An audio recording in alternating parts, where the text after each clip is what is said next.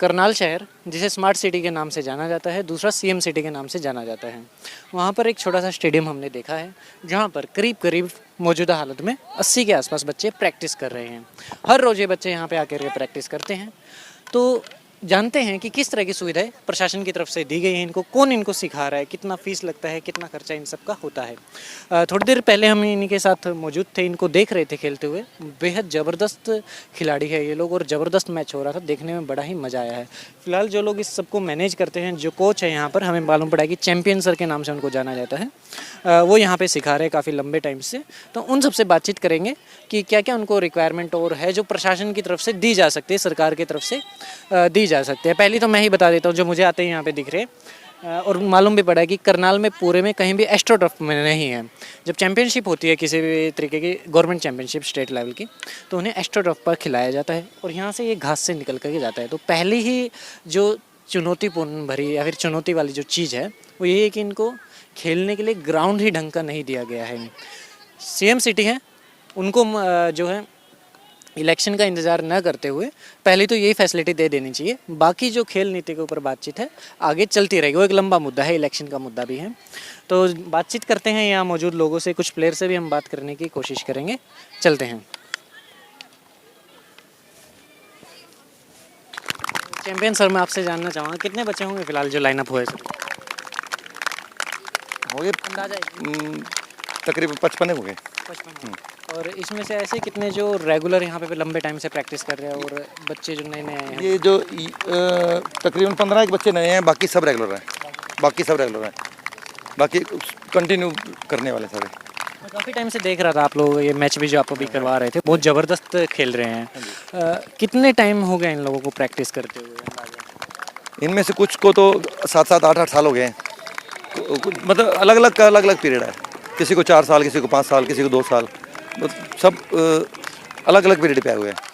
हाँ जी, इनमें से कई नेशनल खेले हैं, कई यूनिवर्सिटी खेले हैं, कई जैसे अभी सब जूनियर में खेले हैं। सब खेल अपने अपने लेवल के हिसाब से खेले हैं सब। हाँ जी। और ये मैं जानना चाहूँगा, जैसे ये क्या सरकारी स्टेडियम है या प्राइवेट है, कैसा है? और आप जो एक एज ए कोच यहाँ पे सिखाते हैं?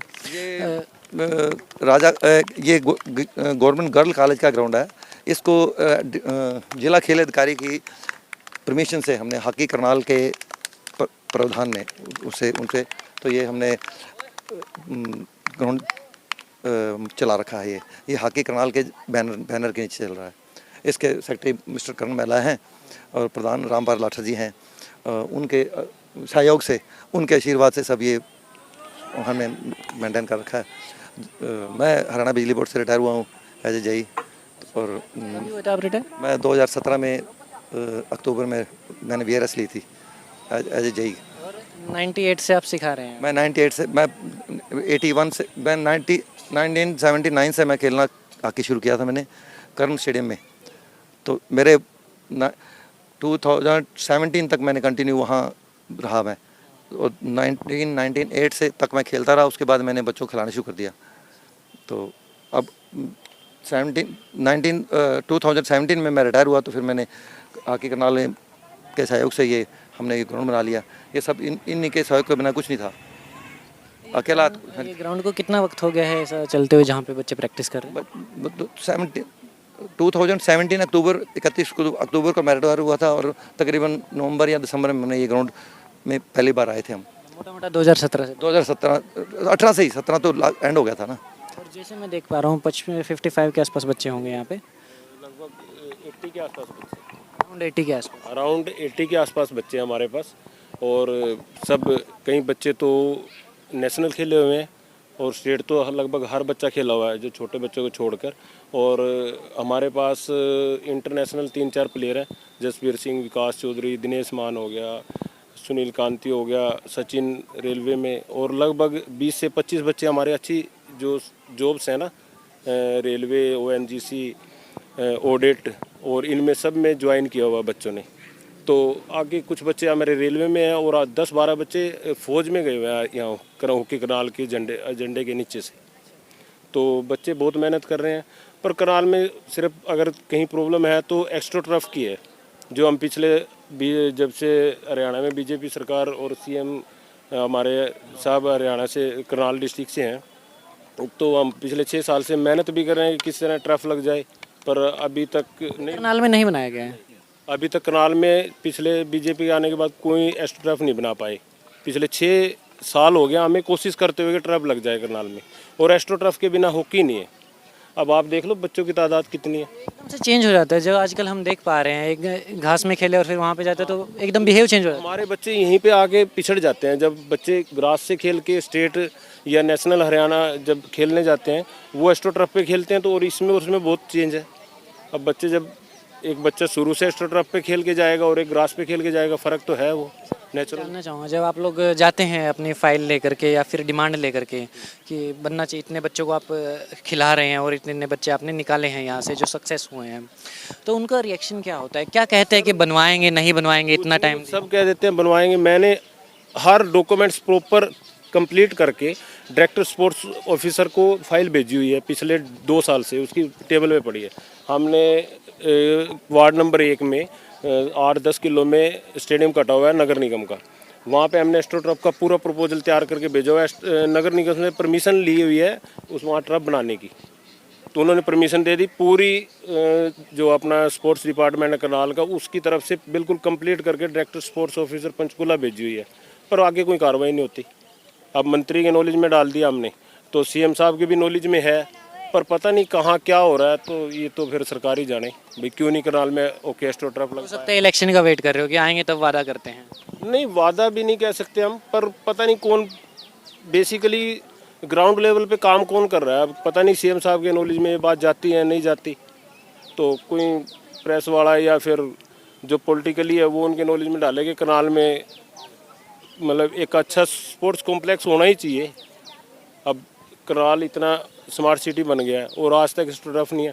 हाबड़ी गांव है कैथल में, वहाँ पे जब एस्ट्रो टर्फ लग सकता है, तो करनाल तो स्मार्ट सिटी है, यहाँ कोई ध्यान नहीं दे रहा इसकी तरफ। और हम पिछले 6-7 साल से 10 साल से कोशिश कर रहे हैं, पर कोई बात बन नहीं रही। मतलब कोशिश करते करते अब हमने तो पिछले जब से डायरेक्टर स्पोर्ट्स के पास गई है 1.5 साल से फाइल कंप्लीट हो गई, उसके बाद तो हमने भी कोशिश करना छोड़ दिया। भाई सरकार का दिल होगा तो बना लेगी, नहीं तो फिर बच्चों का भविष्य है जैसे चल रहा है चलता रहेगा। आपसे मैं जानना चाहूँगा, इतने टाइम से आप सिखा रहे हैं, मतलब बच्चे किस बेस पे खेलते हैं? आप इनसे फीस लेते हैं या फिर कैसा रहता है? मैं तो हॉकी से ही मुझे सब कुछ मिला है, तो मैं तो हॉकी के लिए समर्पित हूँ। तो मैं तो फ्री करता हूँ इसका काम। इसमें किसी बच्चे से कुछ नहीं लिया जाता।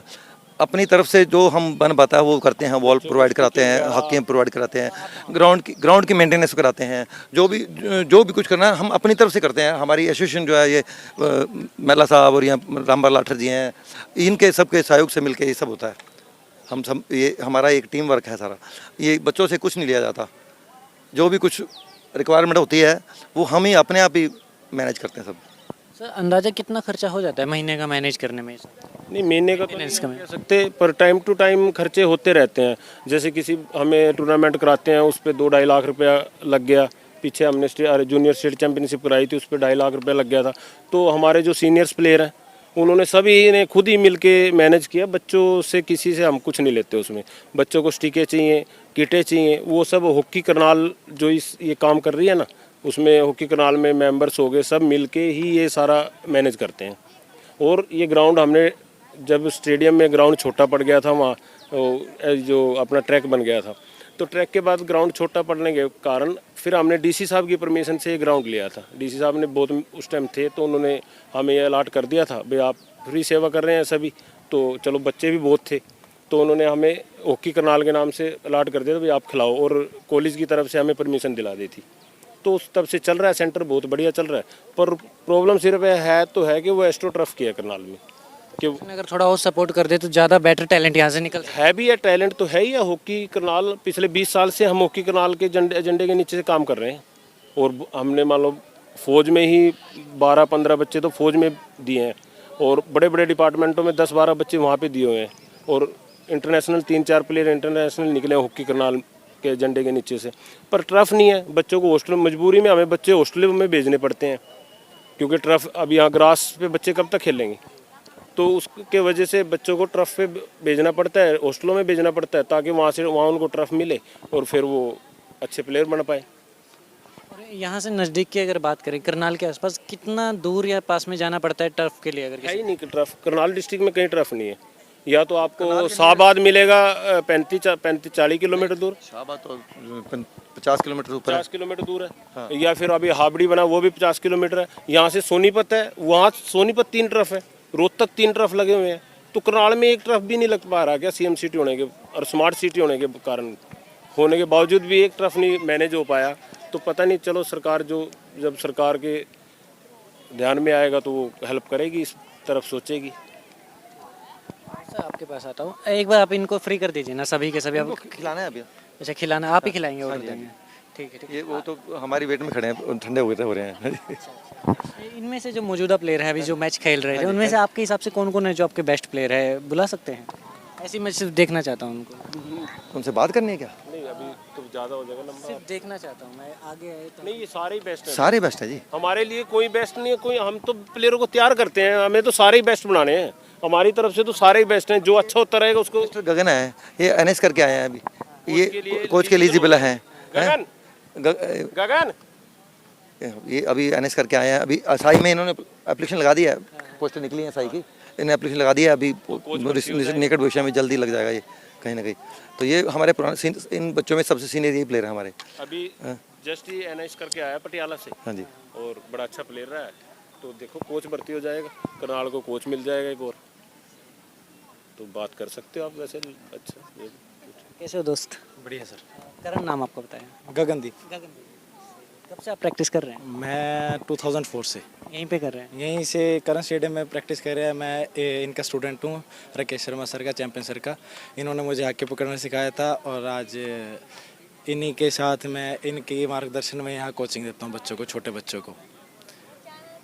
कभी इनके अंडर खेला था, और आज इनके अंडर ही यहाँ बच्चों को ट्रेनिंग देता हूँ एज अ कोच। इतने टाइम से आप खेल रहे हैं, किस तरह की दिक्कतें होती है खेलने के दौरान? या दिक्कतें तो मोस्टली प्लेयर यही फेस करते हैं यहाँ।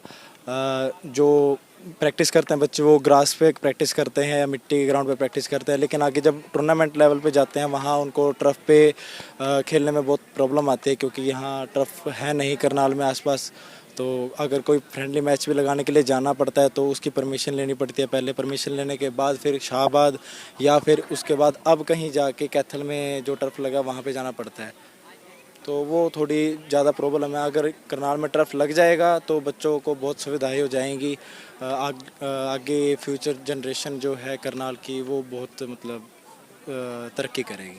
एक खिलाड़ी होने के नाते आपने इतना कुछ देखा है, आपके साथ के प्लेयर को भी आपने देखा होगा बहुत सारों को। क्या लगता है प्रशासन को क्या बदलाव करना चाहिए? एक तो टर्फ की बात हो गई, वो तो है ही, फैसिलिटी देनी चाहिए उस मामले में। खेल नीति जो है, जिसमें हम देखते हैं कि ओलंपिक में अगर प्लेयर जीत के आ जाता है तो लाखों रुपए उनके ऊपर, करोड़ों रुपए बरसाया जाता है।